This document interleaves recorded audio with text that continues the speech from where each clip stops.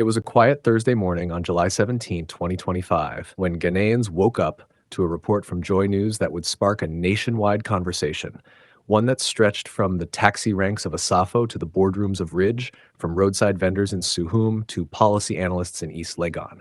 Former President John Dramani Mahama had just made an announcement that could reshape the very spine of Ghana's transportation network. A six-lane expressway, Accra to Kumasi. Not just an upgrade, an entirely new road. Separate, modern, faster. This wasn't just political rhetoric. It wasn't a recycled promise or an abstract dream. Before we dive deeper into today's update, take a moment to like, share, and subscribe to the channel. Your support is key to helping us grow and reach more viewers like you. Don't forget to hit the notification bell so you never miss out on exciting updates. According to President Mahama, feasibility studies and detailed engineering designs had already begun. The project was real, and construction was slated to begin as early as 2026, with a firm deadline, completion before he exits office in 2029. Less than 4 years to build what could become Ghana's most ambitious expressway project in modern history.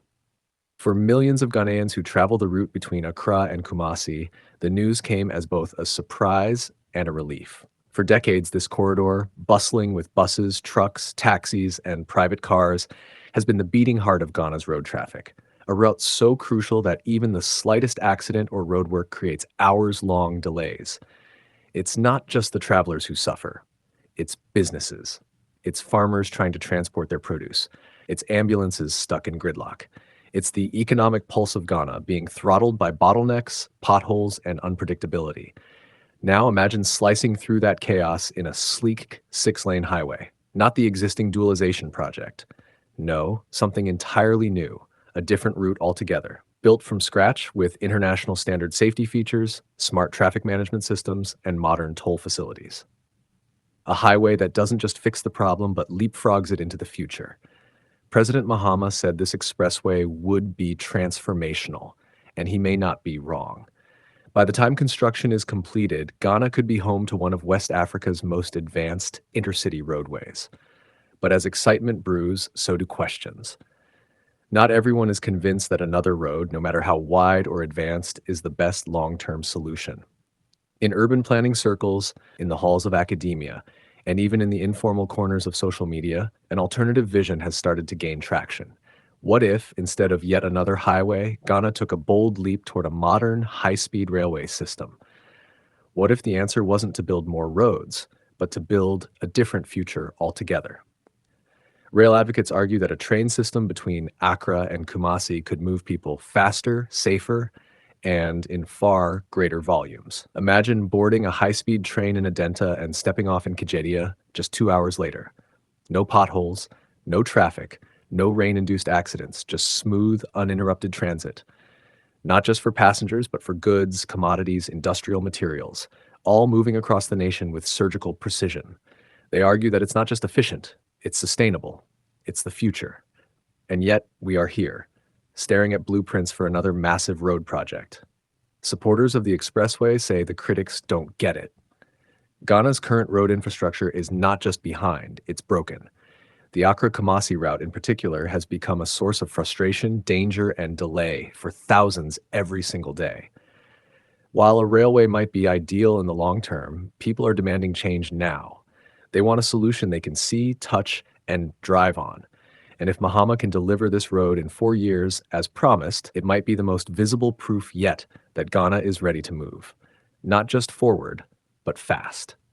The vision, according to Mahama, is clear. This road won't mimic the current highway. It won't follow the same bends and choke points. It will take a new path entirely, carved with modern engineering principles, wide shoulders, well-lit interchanges, safe overpasses, drainage systems, and all the elements that have too often been missing in Ghana's road projects. In short, it's not just a road, it's a statement, a declaration that Ghana will no longer settle for patchworks of asphalt and ceremonial ribbon cuttings. The country wants real, lasting transformation. Still, no project of this scale comes without its complications. Environmentalists have already begun raising concerns. A new road means land acquisition. It means clearing forests. It means relocating communities.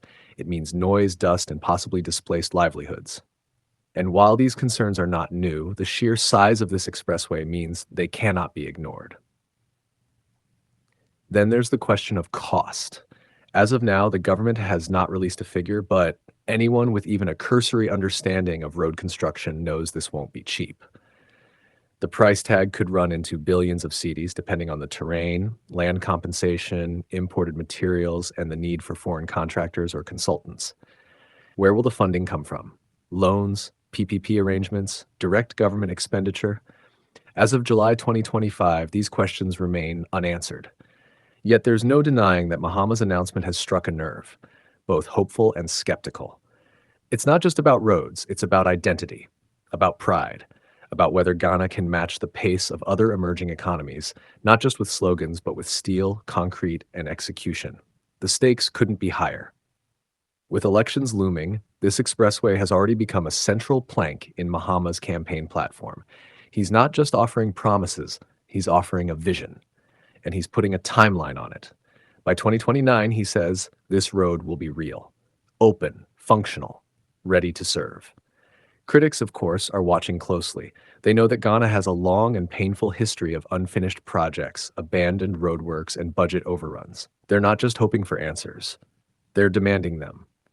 What's different this time? Why should this promise be any more believable than the countless others that have faded with time? And yet, even with all the skepticism, you can feel it. The hope, the possibility. Because at its core, this expressway isn't just about infrastructure, it's about faith. Faith that a leader can deliver, faith that a country can evolve, faith that tomorrow doesn't have to look like yesterday. In the meantime, the existing dualization project on the Kumasi Road continues. It's slower than many would like. It's riddled with complaints about delays, about detours, about contractor inefficiencies, but it is progressing. And now, with the new expressway on the horizon, it seems Ghana may be preparing to double down on connectivity between its two largest cities. Think about what that means. Accra, the economic nerve center. Kumasi, the cultural and commercial hub of the Ashanti region.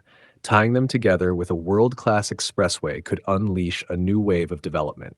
Real estate, logistics, agriculture, tourism, education. The ripple effects could touch every region along the route. But more than that, this project invites Ghanaians to dream again, to imagine what it feels like to drive from Accra to Kumasi in under 3 hours without a single bump, to feel safe, to feel proud, to say, we built this. The coming months will be crucial. Details will emerge, questions will be answered or ignored. But one thing is certain, the conversation has already begun. And as Ghanaians wait for the first bulldozers to arrive, they are watching, waiting, hoping, not just for another road, but for a symbol that progress, real progress, is finally on the move. So as the sun sets over Accra and the streetlights flicker on across Kumasi, a question hangs in the air, silent, urgent, and persistent. Will Ghana pave the road to its future, or will it lay down the tracks? Only time will tell. But for now, one thing is clear. The journey has begun. If today is your first time watching this channel or you are returning to this channel for the exciting content, please subscribe to the channel for more educative and developmental projects across Ghana and Africa as a whole. Do you want to know about the state of a project in Africa? Then make sure to like and comment the name of the project you would like us to talk about and its current state.